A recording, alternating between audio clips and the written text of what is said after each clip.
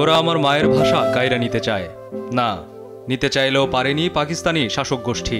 ১৪৪ ধারা ভেঙে সেদিন মায়ের ভাষার অধিকার রক্ষা করেছিল বাংলা মায়ের সন্তান সালাম, বরকত, রফিক, জব্বার। তাদের রক্তের সেই ঋণ আজ স্মরণ করছে পুরো বিশ্ব।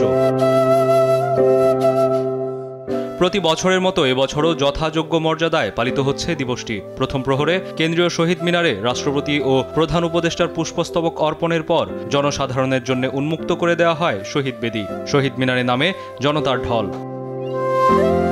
এ সময় সেখানে শ্রদ্ধা জানাতে আসে বৈষম্য বিরোধী ছাত্র আন্দোলন ও জাতীয় নাগরিক কমিটি। শ্রদ্ধা নিবেদন শেষে বৈষম্য বিরোধী ছাত্র আন্দোলনের মুখপাত্র উমামা ফাতেমা বলেন, শুধু দিবস হিসেবে নয়, বাংলা ভাষার পৃষ্ঠপোষকতা ও চর্চা প্রয়োজন। অন্যদিকে জাতীয় নাগরিক কমিটির মুখ্য সংগঠক সার্জিস আলম বলেন, 52, 71, 24-এর প্রেরণাকে ধারণ করে ছাত্র জনতা ঐক্যবদ্ধভাবে নতুন বাংলাদেশকে গড়বে। শুধুমাত্র দিবস হিসেবে আন্তর্জাতিক মাতৃভাষা দিবস আছে, কিন্তু এখনো পর্যন্ত বাংলাকে যেভাবে রাষ্ট্রীয় ভাষাভাবে পৃষ্ঠপোষকতা করা দরকার ছিল, এখনো পর্যন্ত বাংলাদেশ সরকার সেটি করতে সমর্থ হয়নি। এবং আমরা আশা করি একদম শিশু থেকে বয়োজ্যেষ্ঠ পর্যন্ত যাতে অন্তত ভাষা চর্চাটা আমরা ভালোভাবে করতে পারি।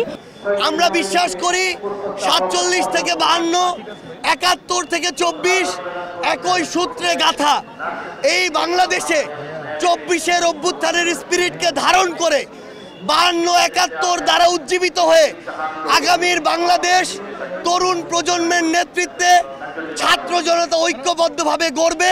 সাধারণ মানুষ বলছেন, 21-এর চেতনা যুগ যুগ ধরে এই জাতিকে উদ্বুদ্ধ করেছে অন্যায়ের বিরুদ্ধে দাঁড়াতে।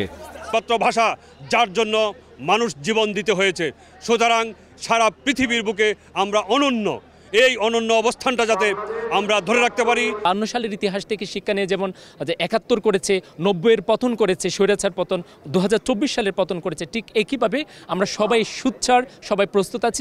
শুধু দিবসে সীমাবদ্ধ না রেখে বাংলা ভাষাকে আরও কার্যকরভাবে এগিয়ে নিতে সর্বস্তরে বাংলা ভাষার প্রচলন অধিকতর গুরুত্বের সাথে দেখছে সাধারণ মানুষ। কায়েস রাহাত, দেশ টিভি, ঢাকা।